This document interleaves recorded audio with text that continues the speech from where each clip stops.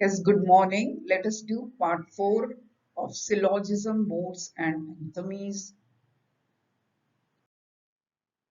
We come to rules of figure 2 of syllogism. We know that in figure 2, the middle term stands as the predicate in both the premises, the major premise as well as the minor premise. Now let us see here. The middle term stands as the predicate in both the premises, the major and the minor. On these positions, two special rules are stated. That is, first one is one of the premises must be negative, and second is the major premise must be universal. Out of these two premises, one should be negative and the major premise must be universal. These are the two rules of the figure 2 of syllogism. Let us prove rule 1 of figure 2. Rule 1 of figure 2 is that one of the premise must be negative.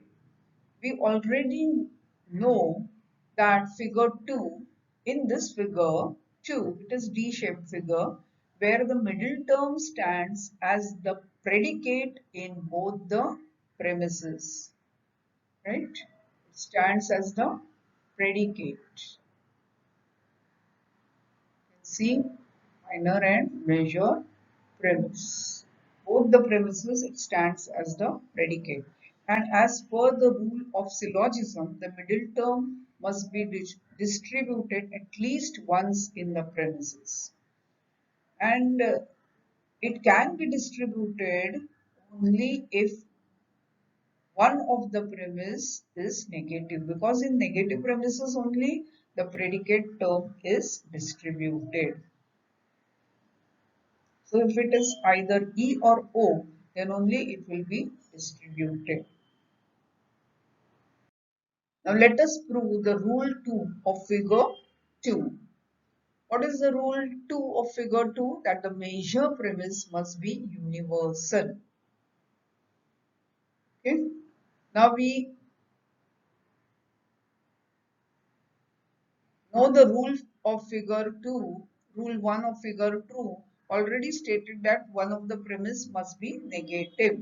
So obviously the conclusion will be negative. As per the rule of syllogism, if one of the premise is negative, the conclusion must be negative. And we know that since the conclusion is negative, the predicate of the conclusion will be distributed, because it is only in the negative premises the predicate term is distributed. So, since the predicate term of the conclusion is distributed and it is the major term, so it lies in the major premise, that is in the first premise here. And the major term is the subject of the major premise. So it should be distributed. Since it is the subject of the major premise, the subject can be distributed only if the major premise is an universal premise. Okay. So from this we can say that the major premise must be an universal premise, that is A or E proposition.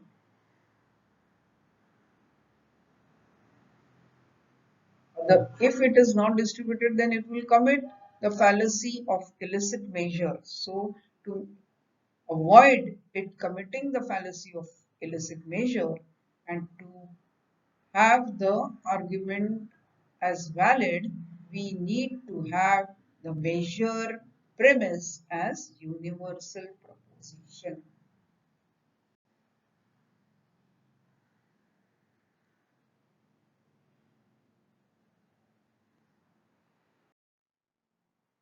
Rule of figure 2 are, first is one of the premise must be negative. The second rule is that the measure premise must be universal. On the basis of the above two rules, the combinations of AA, AI, IA and OA are rejected. Why? Because in these combinations, though the measure premise is universal, but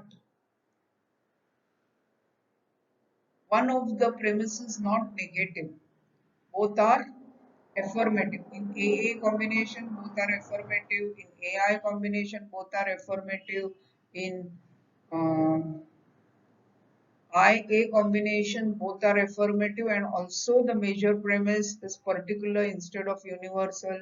And in OA proposition, though one of the premise is negative, yet the major premise is universe.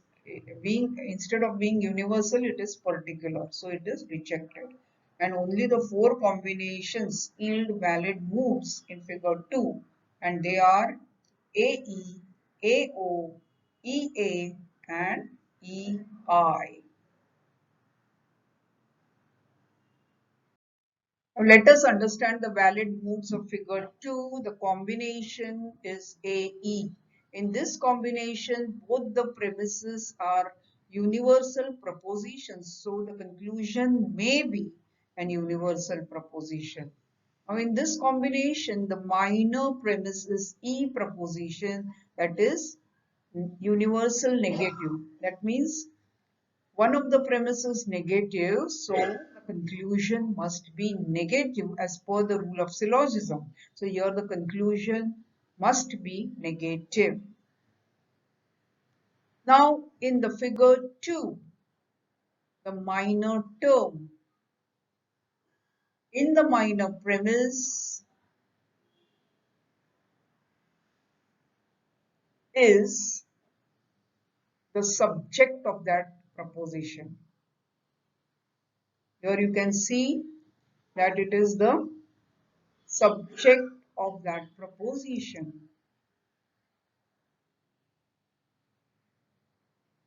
Right?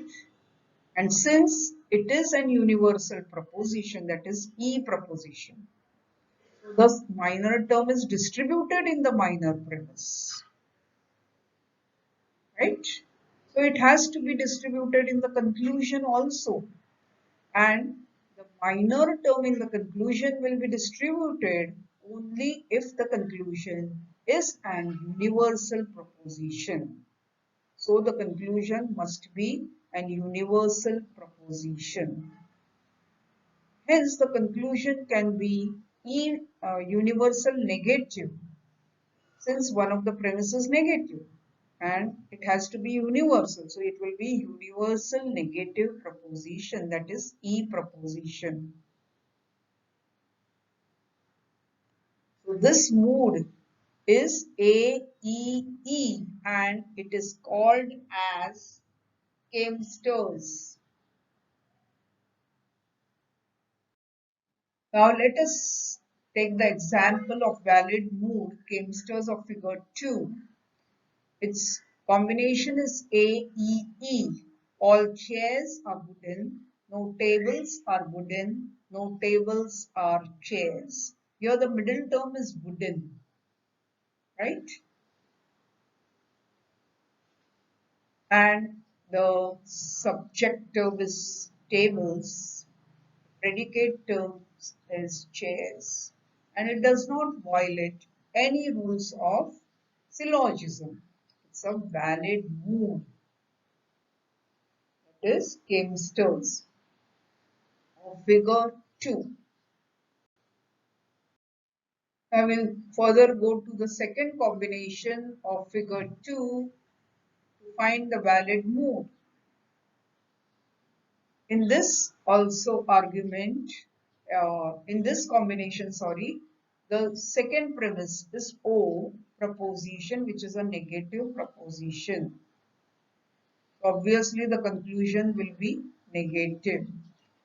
and it is also a particular proposition. So the conclusion also will be particular. So it conclusion hence will be particular negative, that is O proposition.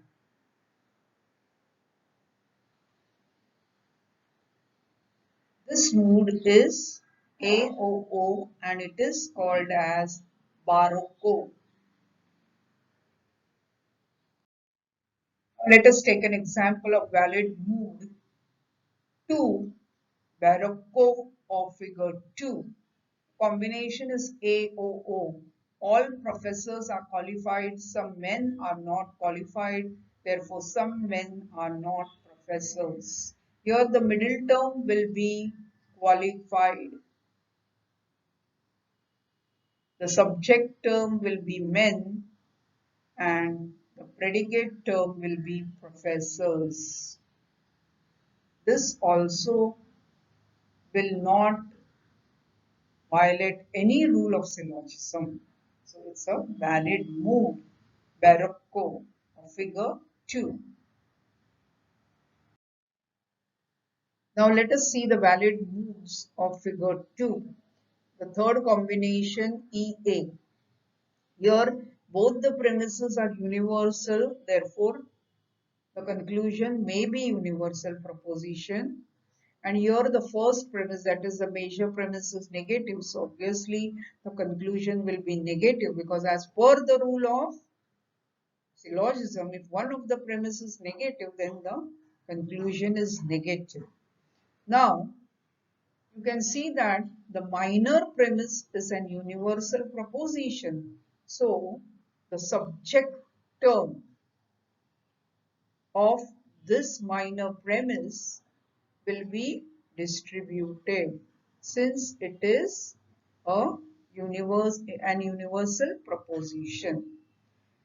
If the minor term is distributed in the premise, then it must also be distributed in the conclusion. So the conclusion must be a universal proposition because only in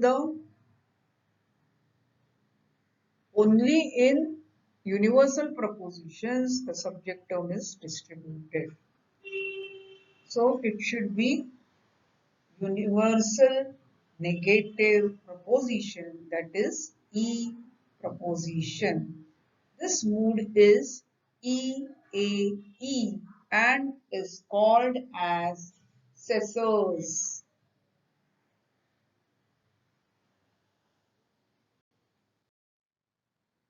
Now we will take an example of the valid mood 3 Caesar's of figure 2.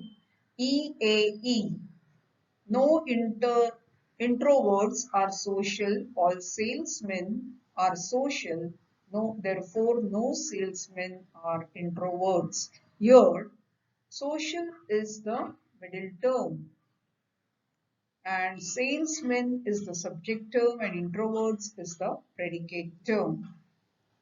Here, this is a valid mood because it does not violate any rules of syllogism. Now let us see the fourth combination of the valid mood of figure 2, that is EI. Here you can see that one of the premise is negative, that is the major premise is negative. Obviously the conclusion will be negative. Now the minor premise is particular, so obviously the conclusion will be particular. Hence the conclusion will be particular negative proposition, that is O proposition. This mood is EIO and it is called as festino.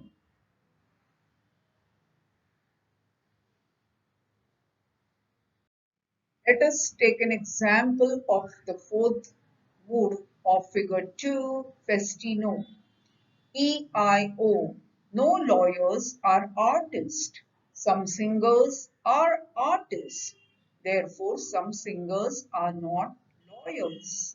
Here the middle term is artist. Here the singers will be the subject term and lawyers will be the predicate term.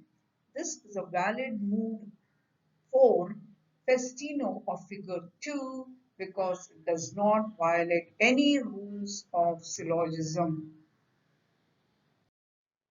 Thus, there are four valid moods of figure 2, and let us recollect the rules also of figure 2. The rules of figure 2 are one of the premise must be negative, and the second rule is that the measure premise must be universal.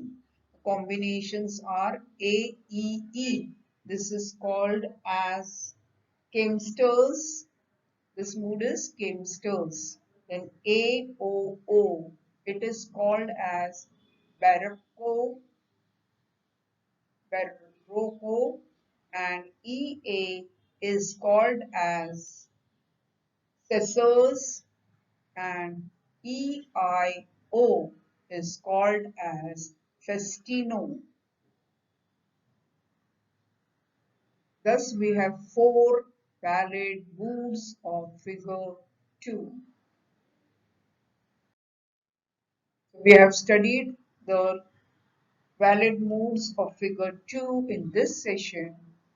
We'll continue the figure 3, valid moods of figure 3 in the next session. Thank you.